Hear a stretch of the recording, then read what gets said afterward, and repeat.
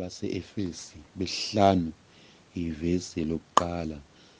Ngakho yibani ngabalingisa uNkulunkulu njengabantwana abathandekayo, nihambe othandweni njengalokhu uKristu wanithanda wazinikela ngenxa yethu abe ngumnikelo nomhlatshelo, abe yiphunga elimnandi kuNkulunkulu. Kepha ubufebe nakho konke ukungcola noma isangabe makungaphathwa nangegama phakathi kwenu, njengokuba kufanele abangcwele, nehlazo, nokubheda, nokulawula, okuyizinto ezingafanele. Kepha kunalokho makube ngokuba yazini lokhu, nikuqonde ukuthi akukho sifebe noma ongcolileyo noma onesangabe ongakhonza izithombe onefa embusweni kaKristu noNkulunkulu.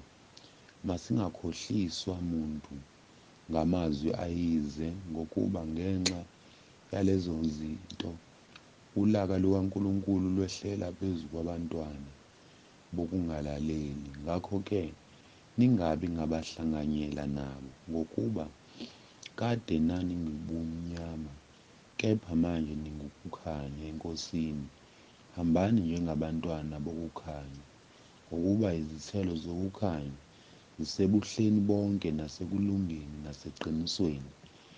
Nihlole ukuthi kuyini okuthandeka eNkosini, ningahlanganyeli imisebenzi yobumnyama engenazithelo, kepha kunalokho niyidalule, ngokuba ukwenziwa yibo ngasese kuyihlazo nokukhuluma ngakho.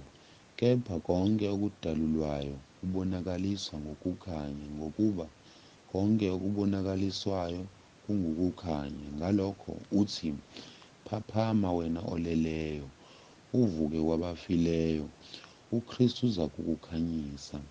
Ngakho-ke bhekisisa ukuthi nihamba kanjani, kungabi njengabangahlakaniphileyo, kepha njengabahlakaniphileyo, nithengisise isikhathi, ngokuba izinsuku zimbi. Ngakho-ke ningabi yiziwula, kodwa qondani okuyintando yeNkosi.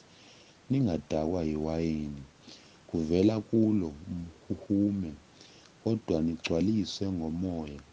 Niphendulane ngamahubo, nangezihlabelelo, nangamaculo akomoya. Nihlabelele, nihubele iNkosi enhliziyweni yenu. Nimbonge njalo uNkulunkulu uYise ngakho konke egameni leNkosi yethu Jesu Kristu. Nithobelane ngokumesaba uKristu. Abafazi mabathobele amadoda abo, kungathi kuyo iNkosi, ngokuba indoda iyinhloko yomfazi, njengokuba noKristu uyinhloko yebandla, yena engumsindisi womzimba. Kepha njengokuba ibandla lithobeka uKristu, kanjalo nabafazi mabathobele amadoda ezintweni zonke.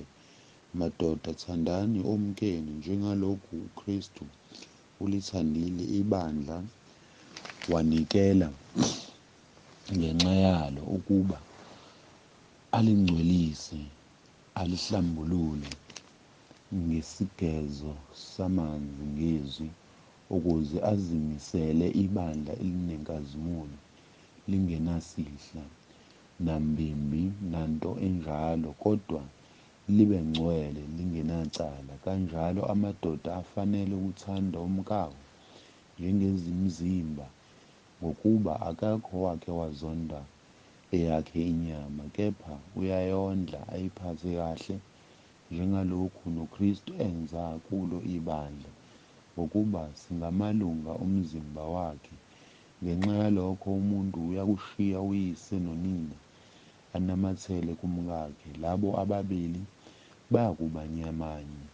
Le mfihlakalo inkulu, kepha ngikhuluma ngoKristu nebandla. Nani-ke yilowo nalowo makathande umkakhe njengokuba ezithanda yena, kepha umfazi makahloniphe indoda yakhe.